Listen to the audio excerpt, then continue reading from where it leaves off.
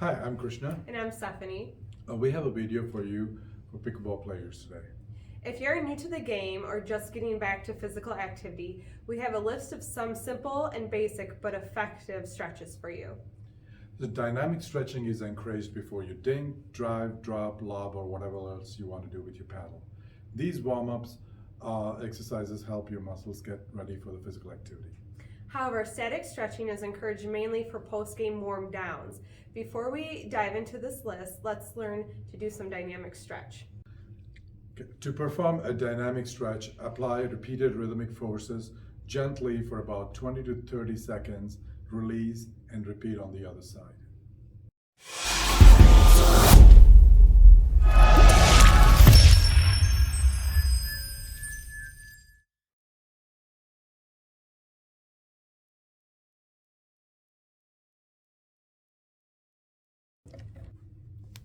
So the first stretch that we're going to show you is a wrist flexor stretch.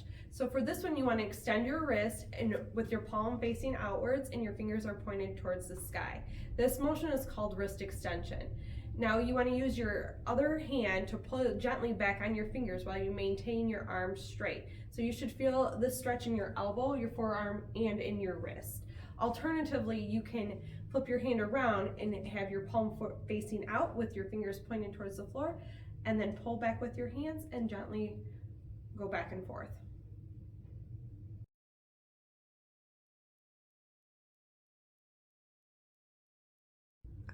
All right, so the next stretch is the wrist extensor stretch.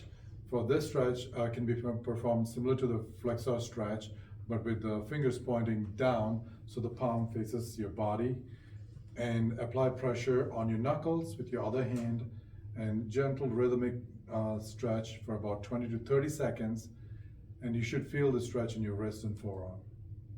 And once it is done, repeat on the other side. All right, so to make this wrist extensor stretch a little more functional, use your hand on your knuckles and rotate outwards as much as you can tolerate, and this is more of a functional dynamic stretch.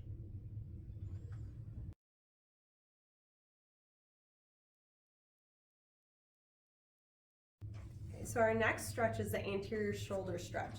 So what you want to do is clasp your hands behind your back and with your elbows slightly bent. If flexibility is an issue, then we would use a towel. And then you want to roll your shoulders backwards and gently squeeze so that your shoulder blades are together. Slowly straighten your arms behind your back, and your arms should be raised gradually, but not to the point of pain. Okay. So if flexibility is an issue with this anterior shoulder stretch, you can use a towel in your hands, and it's the same mechanic. So you're going to bring your shoulders back and then extend your arms. Okay.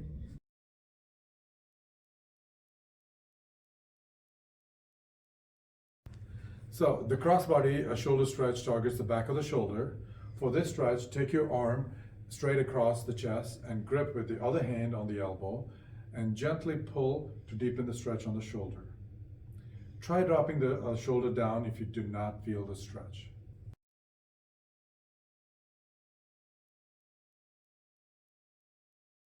All right, so for our next stretch is the calf stretch. So what you're going to do is you're going to stand facing a wall in a lunge position, and then you're going to have one hand resting on the wall for support. You want to keep your back leg straight and do not bend your knee while you're maintaining the heel on the floor. You want to also make sure that you keep your foot straight so that it's not turned in or out. And then you're going to hold that, and you should feel the stretch in the leg that's in the back.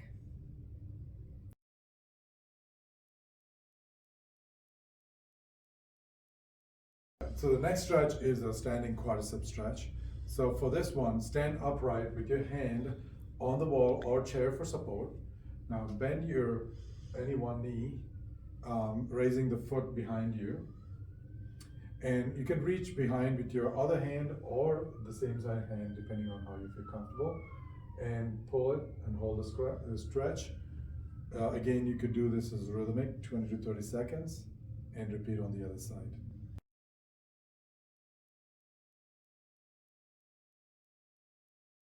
Alternatively, you can also do butt kicks for this activity to target the same knees, glutes, quads, and calf muscles. So while standing in place, lift your heel up towards the glutes and return to standing.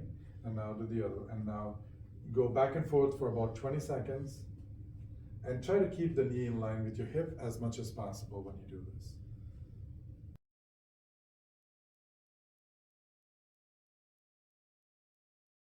So now we're going to show the hamstring stretch. So for this one, you want to place your heel on a chair or a bleacher, and then keeping your knee straight with your toes pointed up, you're going to lean forward at your hip. So you want to drive with your chest forward and not bend your back.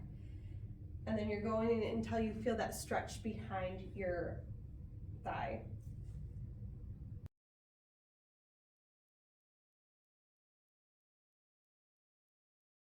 So alternatively to the hamstring stretch, you can stand with your legs straight, your arm out straight, and then you're gonna try to touch your opposite toe, and then you're gonna alternate, doing 2 sets of 10 on each side.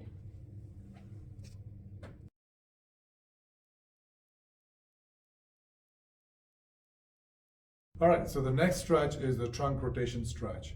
Trunk rotations will help with improving the balance, the body stability by targeting the paraspinal muscles that stabilize your lower back. To perform this upper body stretch, stand with your feet shoulder width apart, and now extend your arms in front of you. Place one hand on top of the other, and gently rotate your torso to each side. Now perform a set of 10, and then repeat.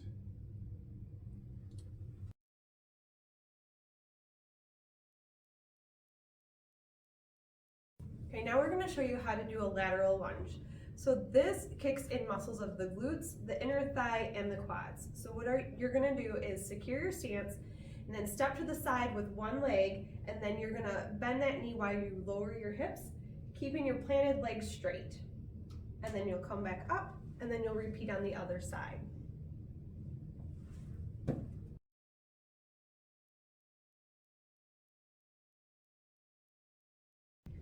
So the last and the number 10 on the list is shadowing. For 3 to 5 minutes, mimic the motions and the movements you usually perform in the game.